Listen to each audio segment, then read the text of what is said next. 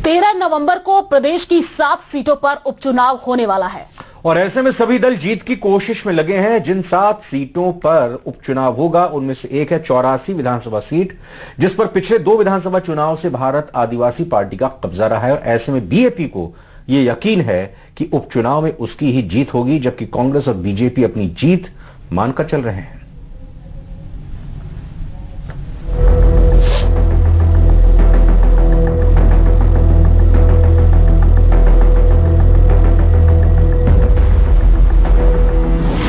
जीत की हैट्रिक लगाएगी BAP. Congress BJP भेद पाएंगे बीएपी का किला। कौन बनेगा 84 का शहंशाह? जब तक उपचुनाव के नतीजे नहीं आ जाते हैं तब तक तमाम दल 84 सीट पर जीत का दावा करते रहेंगे, लेकिन साल 2023 के विधानसभा चुनाव में 3 सीट जीतने वाली भारत आदिवासी पार्टी इस सीट पर काफी मजबूत रही है। राजकुमार रोध के सांसद बनने के बाद खाली हुई इस सीट पर जहां बीएपी फिर से जीत की तैयारी कर रही है, तो वहीं कांग्रेस और बीजेपी राजकुमार रोध के किले को भेदने की कोशिश में लगी हैं। हालांकि पिछले 2 विधानसभा चुनाव में 84 सीट पर बीएसपी का कब्जा रहा है। बात बीएपी की करें तो इस सीट पर हैट्रिक के लिए उसने खास रणनीति बनाई है। ये साफ है कि 2023 के विधानसभा और 2024 के लोकसभा चुनाव के बाद आदिवासी इलाके में भारत आदिवासी पार्टी का जनाधार तेजी से बढ़ा है। खासकर आदिवासी वर्ग का युवा बड़े पैमाने पर बीएपी से जुड़ा है। उपचुनाव में बीएपी सिलेक्शन प्रणाली के जरिए प्रत्याशी का चयन कर रही है, जिसके लिए 3 दावेदारों का एक पैनल बनाया गया है, जिसमें झोथरी ब्लॉक से पोपट खुखरिया, चिखली से अनिल और सीमलवाड़ा ब्लॉक से दिनेश का नाम शामिल है। इन तीनों में से बीएपी एक दावेदार की बनाएगी। प्रत्याशी की घोषणा जब तक हमारे राष्ट्रीय कार्यकारिणी और हमारी कोर कमेटी तय करेगी, और अभी तक की जो सिचुएशन है, हालांकि हमारी कोर कमेटी और राष्ट्रीय कार्यकारिणी तय करेगी, लेकिन संभवत है कि वो हम लोग स्वतंत्र ही चुनाव लड़ेंगे। आदिवासियों के मुद्दे पर राजनीति करने वाली बीएपी ने उपचुनाव में अकेले चुनाव लड़ने का ऐलान किया है। हालांकि लोकसभा चुनाव में बीएपी का कांग्रेस के साथ गठबंधन रहा था। विधानसभा में जिन 3 सीटों पर बीएपी ने जीत दर्ज की, उनमें डूंगरपुर जिले की आसपुर और 84 सीट थी, जबकि प्रतापगढ़ जिले की धरियावत सीट भी शामिल थी।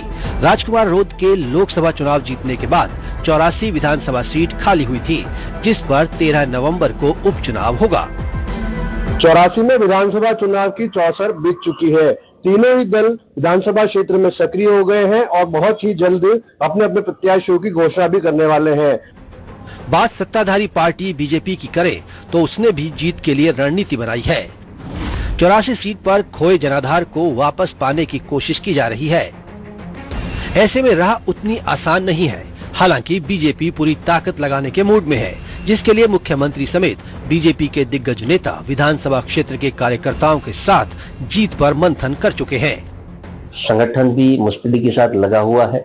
हर बूथ स्तर पर कार्यकर्ताओं में जोश है और अभी हरियाणा में लगातार तीसरी बार जीत भी मिली है और आम जन भी समझ चुका है कि पिछले 2 बार में जो 84 क्षेत्र में कमल का फूल नहीं खिला, तो 84 का विकास है वो ठप के बराबर हो चुका है।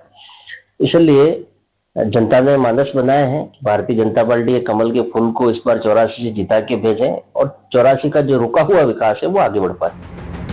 84 विधानसभा सीट पर कांग्रेस को भी कड़ी मेहनत करनी होगी, क्योंकि विधानसभा चुनाव में कांग्रेस प्रत्याशी की जमानत जब्त हो गई थी।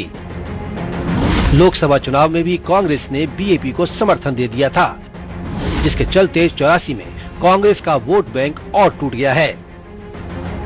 हालांकि उपचुनाव में गठबंधन का फैसला आलाकमान पर छोड़ा गया है। हालांकि जानकारों की माने तो स्थानीय नेता गठबंधन के पक्ष में नहीं है। अब जनता ने ठान ली है कि कांग्रेस के सिवाय हमारा कोई विकल्प नहीं है, तो जनता का मानस, युवक जो भटक गए थे उनका मानस भी कांग्रेस के प्रति है। इसलिए हम पूर्णतया जिसको भी हाईकमान टिकट दे, हम पूर्णतया चुनाव के लिए तैयार हैं। जो भी स्थिति होगी वो जनता के बीच में जाएंगे और जनता माई बाप है, वो अपना निर्णय करेगी।